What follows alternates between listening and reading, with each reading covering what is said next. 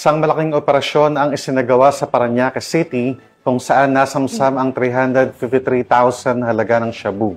Nahuli rin ang isang high-value target matapos ang masusing surveillance. Patrolwoman Ivy Corporal sa balita. Naaresto ng Southern Police District ang isang itunuturing na high-valued individual sa isinagawang bypass operation sa Sitio Kawayanan, Barangay Don Bosco, Parañaque City. Kinilala ang sospek na si alias Efer, 35 anyos, na nahuling nagbebenta ng hinihinalang shabu sa isang pulis na nagpanggap bilang pusher buyer. Na-recover mula sa kanya ang nasa 527 gramo ng hinihinalang shabu na tinatayang nagkakahalaga ng 353,600 pesos. Kasama ang bypass money, ilang plastic sachet, coin purse at cellphone.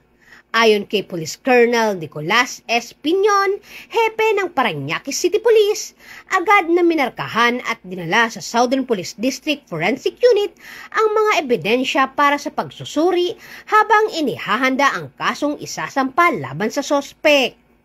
Mula dito sa Camp Bagong Diwa, Bicutan, Taguig City, ako po ang inyong PNN correspondent, Patrolwoman Ivy Corporal, alagad ng batas, tagataguyod ng Balitang Pulis.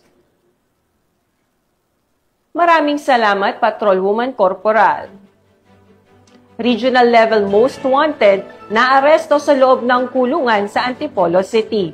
Ang detalye ng report mula kay Patrolman Mark Lawrence Atencio.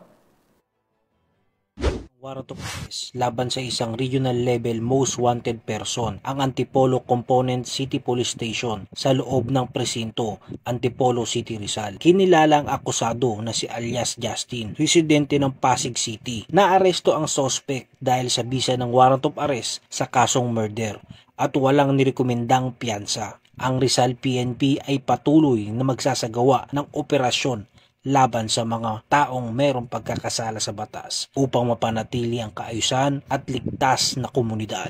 Mula dito sa Calabarzon, ako ang inyong Police News Network Correspondent, Patrolman Mark Lawrence Atencio. Alagad ng batas, tagataguyod ng Balitang Pulis.